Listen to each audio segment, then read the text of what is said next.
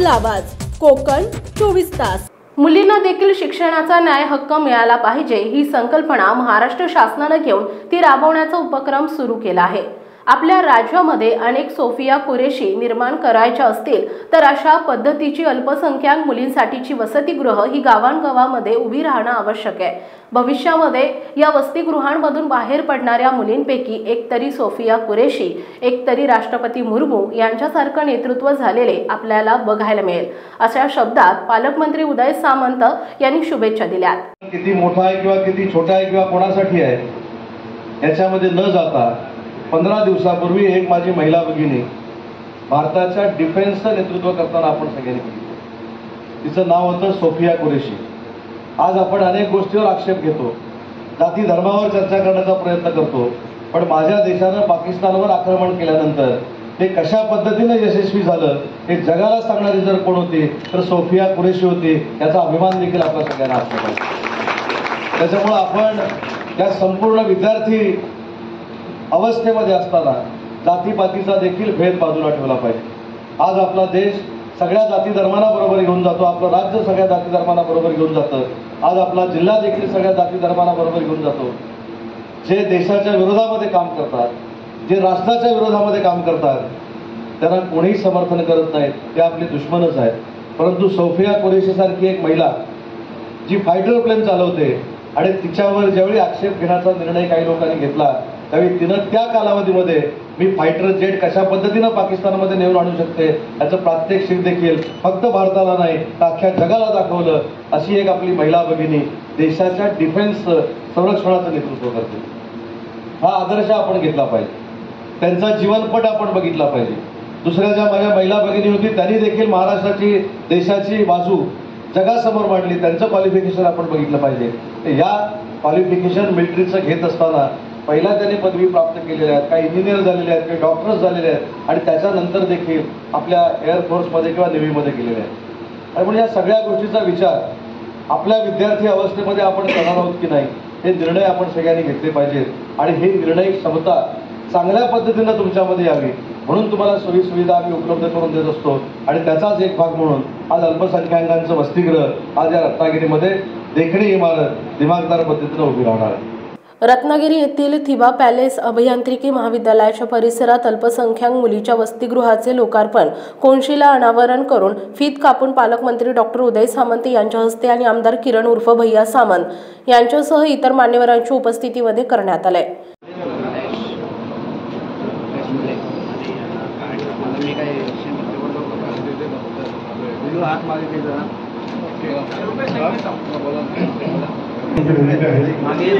अल्पसंख्याक समाजातील विद्यार्थ्यांची राहायची उत्तम सुविधा आणि मंत्री महोदयांमुळे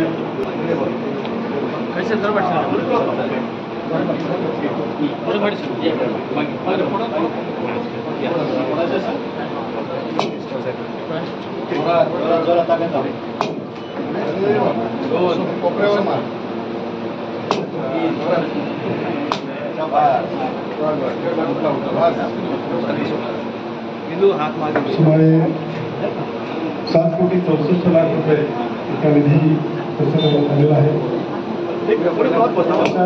वस्तीमध्ये 32 खोल्या, अभ्यासिका, कार्यालय,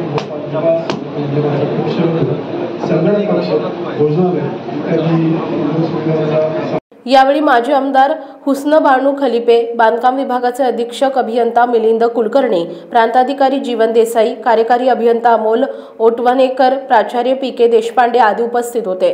पालकमंत्री डॉक्टर सामंत म्हणाले, कॉलेज असेल, मेडिकल कॉलेज असेल, आपलं पॉलिटेक्निक असेल, या सगळ्यात ज्या मुली शिक्षण घेत आहेत त्या अल्पसंख्याक मुलींना वसतिगृहाचे हे दालन पुढच्या 8 दिवसांमध्ये खुलं झालं पाहिजे। कुठच्याही परिस्थितीमध्ये हे वसतिगृह फक्त माझ्या महिला भगिनींसाठी, मुलींसाठीच वापरलं गेलं पाहिजे। आज आपण महाराष्ट्रातल्या 288 मतदारसंघ जर डोळसपणे बघितले तर सगळ्यात जास्त वसतिगृह असलेला मतदारसंघ रत्नागिरी विधानसभा मतदारसंघ आहे।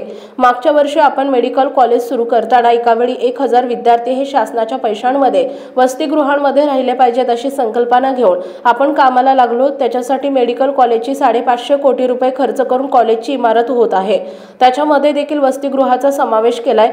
स्पर्धा परीक्षेत रत्नागिरी जिल्ह्याचा ठक्का गेले 3 वर्ष वाढायला सुरुवात झाली आहे। यूपीएससी एमपीएससी स्पर्धा परीक्षा केंद्रातनं अनेक विद्यार्थी शिकून बाहेर पडतायत। शिक्षण झालं म्हणजे आपली जबाबदारी संपली नाही, आपण डॉक्टर झालो म्हणजे आपली जबाबदारी संपली नाही, तर इंजिनिअरिंग नंतर आणि डॉक्टरकीनंतर यूपीएससी एमपीएससी करणारे देखील विद्यार्थी आज महाराष्ट्रामध्ये आपल्याला बघायला मिळत आहेत। एक माजी महिला भगिनी भारताच्या डिफेन्सचे नेतृत्व करताना आपण सोफिया कुरेशी यांना पाहिलंय, जी फायटर प्लेन चालवते। प्रात्यक्षिक देखील जगाला दाखवलंय। आपल्या राज्यामध्ये अनेक सोफिया कुरेशी निर्माण करायचे असतील तर अशा पद्धतीची अल्पसंख्याक आणि मुलींसाठीची वसतिगृह ही गावागावामध्ये उभी राहणं आवश्यक आहे असं म्हणाले। भविष्यामध्ये या वसतिगृहामधून बाहेर पडणाऱ्या मुलींपैकी एकतरी सोफिया कुरेशी, एकतरी राष्ट्रपती मुर्मू यांच्यासारखं नेतृत्व निर्माण झालेलं आपल्याला बघायला मिळेल ही देखील अपेक्षा व्यक्त करतो असेही पालकमंत्री म्हणाले।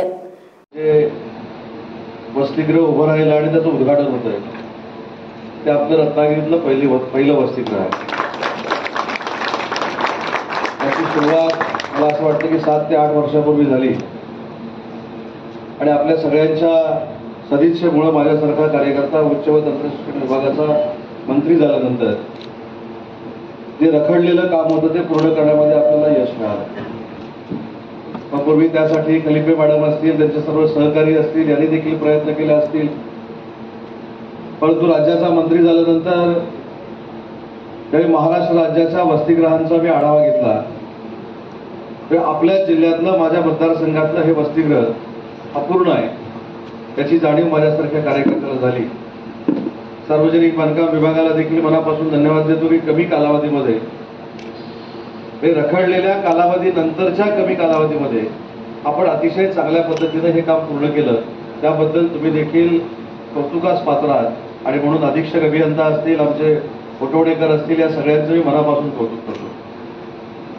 अल्पसंख्याक समाजातील मुलींना देखील शिक्षणाचा न्याय हक्क मिळाला पाहिजे ही संकल्पना महाराष्ट्र शासनाने घेतली आणि ती राबवण्याचा जो उपक्रम सुरू केला त्याच्यातला हा एक भाग आहे।